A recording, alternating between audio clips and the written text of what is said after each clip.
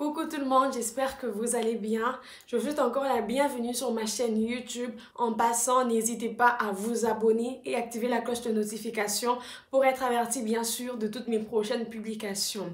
Alors comme le titre l'indique, aujourd'hui nous allons parler de ces phénomènes qui est très populaire en Afrique. Ça vous est déjà arrivé de sillonner les villes en Afrique et de rencontrer plusieurs personnes à 2 ou 3 couleurs. Certains d'entre vous ont peut-être pensé que c'était une nouvelle race. Je dois vous dire que c'est faux. Alors aujourd'hui dans cette vidéo, nous allons comprendre pourquoi nos frères et nos sœurs africains procèdent à la dépigmentation de la peau. Est-ce juste une mode esthétique ou peut-être une influence de notre société ou comme certains l'ont pu le dire, un traumatisme post-colonial. C'est pourquoi je vous dis de bien prendre vos pop-corn et de vous asseoir sur vos divans car ce sujet va vraiment être très instructif. L'éclaircissement de la peau, également appelé blanchiment de la peau ou décoloration de la peau, est une pratique cosmétique de dépigmentation de la peau par réduction bien sûr de la mélanine à l'aide de produits chimiques. Et la dépigmentation de la peau est née dans les années 60 aux États-Unis dans la communauté noire. Le pouvoir blanchissant de l'hydroquinone fut découvert par des ouvriers travaillant dans les milieux du textile ou du bâtiment. Et à la base, ces produits étaient utilisés pour délaver les jeans. Malheureusement, aujourd'hui, on constate que l'hydroquinone est plus utilisé pour se dépigmenter la peau par la communauté noire. Nous allons découvrir dans cette vidéo d'où vient cette volonté de se blanchir la peau. Comme je l'ai dit au début de la vidéo, soit on peut dire que c'est une mode esthétique, soit on peut recourir à l'influence de l'entourage ou bien sûr, comme les experts l'ont démontré, ça peut être un traumatisme post-colonial. Alors nous allons décortiquer chaque sujet dans cette vidéo. Alors en ce qui concerne la mode esthétique, vous n'avez jamais remarqué que dans plusieurs panneaux publicitaires, on ne voit que les femmes au teint clair qui sont mises en avant. Que ce soit pour les lotions, que ce soit pour les produits cosmétiques ou les produits des maquillages, vous allez voir que c'est plus les femmes claires qui sont mises en avant. Et les gens se demandent, est-ce que être clair, c'est ça, être à la mode, être tendance, être clair, c'est ça, être bien vu ou s'attirer les faveurs de notre société, ou peut-être être noir, c'est être moche, être laid et être défavorisé. Et en ce qui concerne l'influence de notre entourage, malheur est de constater que même quand nous grandissons dans nos lycées ou dans nos collèges, lorsque tu as un teint noir, de fois on peut te comparer à la terre, de fois on te demande mais toi t'es noir comme la terre ou t'es noir comme la braise. Et peut-être que c'est cette influence que la société aussi peut nous infliger qui peut permettre à certaines personnes ou les influencer à recourir à la dépigmentation de la peau. Est-ce ça ou autre chose?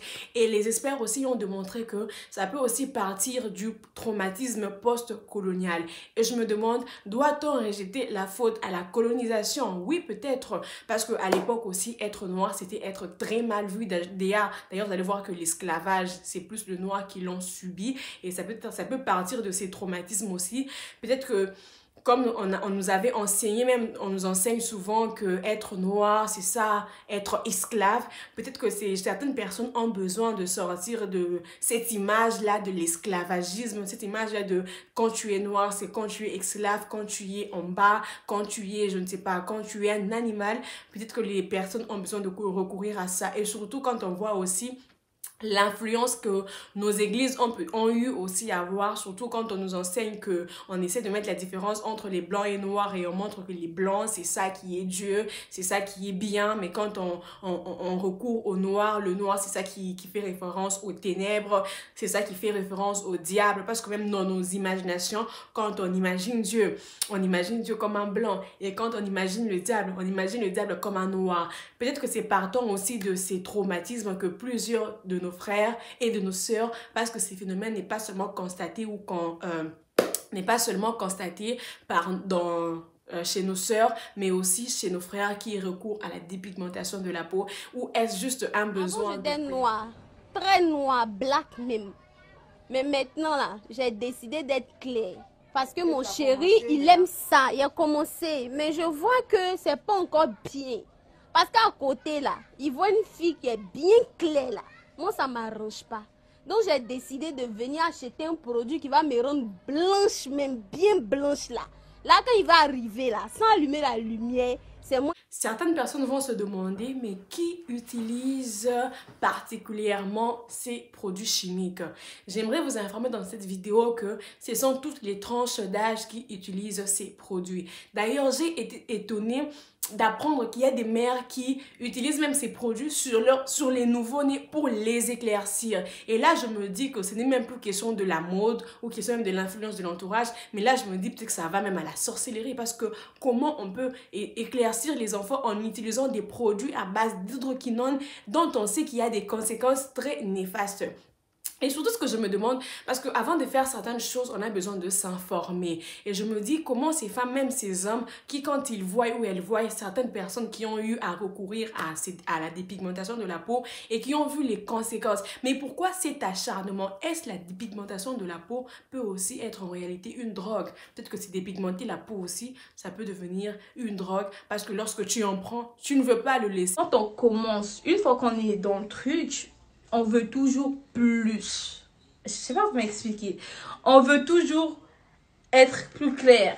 Genre, tu te dis, ah non, je dois encore devenir encore plus clair. Ça, c'est pas assez. Donc, tu rajoutes des trucs. Donc, pour comprendre les dangers et les conséquences de la pratique de ces produits sur notre corps, je vous laisse voir ces vidéos.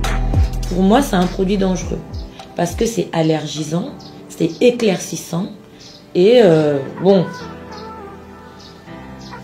c'est quelque chose qui a des conditions de conservation qui ne sont pas respectées. Ça, c'est la preuve que c'est mal conservé. Ça n'a pas changé de couleur. Le marron, là, c'est hydroquinone plus. Il y en a certainement beaucoup. Et cette hydroquinone-là a été mal conservée. Mais si ça, là, ça a été mal conservé, parce que là, c'est l'hydroquinone qui change de couleur. Mais on peut bien se dire que tous les autres qui étaient à côté étaient dans les mêmes conditions de conservation. Et donc, le produit est dangereux. Il y a des études qui montrent dans les produits qui sont vendus en Afrique que le 2% qu'on vous met là, c'est faux. C'est pas 2%. Quand on met 2%, ça éclaircit à peine en fait. Et les gens n'achètent pas. Donc eux, ils mettent beaucoup. Et comme il n'y a pas beaucoup de contrôle qualité, tout ça là, ils mettent la quantité qu'ils savent que ça va beaucoup éclaircir.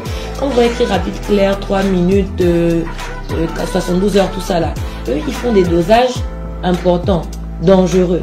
Ils mettent, les gens éclaircissent, ils achètent. L'hydroquinone, au bout d'un moment, on va obtenir une peau, il y aura des plaques. Les plaques seront épaisses, d'accord? On a des plaques noires qui apparaissent. Souvent, on voit les dames ont une sorte de l'œil de panda, là. Là, c'est le chronose de l'hydroquinone, avec des plaques violacées ou grisâtres qui apparaissent. Là, c'est une première chose. Deuxièmement, l'hydroquinone, quand on l'utilise pendant longtemps, l'endroit où on a mis l'hydroquinone là, ça fait des cancers de la peau. Ça maintenant on le sait. Hein. Ça donne des cancers de la peau. De toute façon, les produits éclaircissants, c'est dangereux. Plus ça éclaircit vite, plus ça éclaircit beaucoup, plus c'est dangereux. Il faut le garder comme ça. C'est-à-dire qu'il n'y a pas le principe de la couleur là. C'est pas pour rien. La preuve, c'est que les blancs, quand ils vont au soleil, ils foncent. Parce que la couleur, même ceux qui n'en ont pas, mais qui ont une peau normale, une peau qui n'est pas malade, ils foncent pour se protéger. Dès que vous inventez un système où la couleur part, dès que c'est ça, c'est problématique. Beaucoup d'entre vous vont peut-être penser que la dépigmentation de la peau est un phénomène qui est seulement constaté chez les peuples africains ou les peuples noirs. J'aimerais vous dire que vous avez totalement faux. Ce ne sont pas seulement les Africains au teint noir qui recourent à la dépigmentation de la peau. J'aimerais vous informer que même les Asiatiques et même les Indiens recourent aussi à la dépigmentation de la peau et nous allons comprendre pourquoi. Tous les soirs dans le bazar de New Delhi, les clientes se bousculent dans les boutiques de cosmétiques. Toutes sont à la recherche d'un même idéal de beauté, obtenir une peau toujours plus blanche. Et pour cela, les Indiennes sont prêtes à dépenser beaucoup d'argent.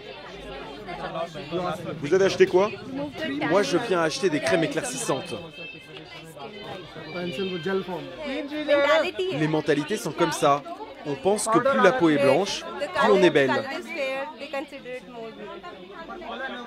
Il faut des beaux yeux, des belles formes et une peau blanche.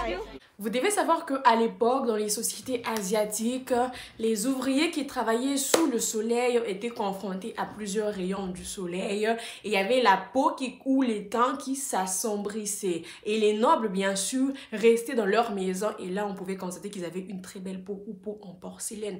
Et là est né aussi ces besoins de se dépigmenter la peau pour atteindre ces niveaux de la noblesse ou atteindre ces niveaux de la peau blanche pour s'attirer aussi peut-être les faveurs de la société ou être bien vu, parce que plus tu es noir dans une société en plus asiatique, plus aussi tu es peut-être un peu mal vu. Et en Inde, vous allez constater qu'il y a une différence de race aussi, parce que nous voyons la race blanche, il y a les Indiens qui sont très clairs et les Indiens qui ont un peu une peau noire. Et ces personnes-là ont besoin aussi de recourir à la dépigmentation de la peau, parce qu'en Inde, ça ne blague pas. Quand tu es noir déjà, parce que c'est par rapport à la race aussi qu'on te considère selon ton niveau ou ta classe sociale. Et ces noirs ces noirs, les Indiens noirs ont besoin de se dépigmenter la peau pour être de plus en plus clairs et aussi être bien vus par la société, ou peut-être aussi accéder à certains postes dans les entreprises ou accéder à certaines faveurs dont la peau noire serait un problème.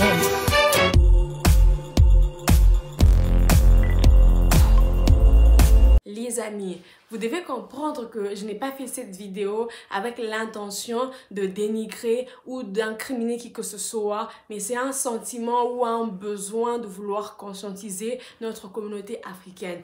Il est temps que nous puissions comprendre que être noir, ce n'est pas être moche, ce n'est pas être laid. Nous devons nous accepter tels que nous sommes, parce qu'on ne choisit pas notre lieu de naissance, on ne choisit pas non plus notre race. Il est temps de nous accepter et de montrer au monde entier que être noir, c'est être beau. Être noir, c'est quelque chose de merveilleux. Nous devons accepter notre identité et non pas vouloir l'exterminer. Parce que plus plusieurs personnes recourent à la dépigmentation de la peau, plus nous courons aussi à l'auto-extermination de la race noire. Alors il est temps que nous puissions accepter ces messages, que nous puissions avancer, parce que je pense que plus nous continuons dans ces pensées, qu'est-ce que nous allons donner à la génération à venir? Qu'est-ce que nous allons leur dire? Qu'être noir c'est être moche ou être noir c'est être laid? Il est temps que nous puissions le comprendre et que nous puissions changer nos mentalités afin d'avoir une Afrique unie, une Afrique consciencieuse et une Afrique qui sait qui elle est et qui accepte ses origines.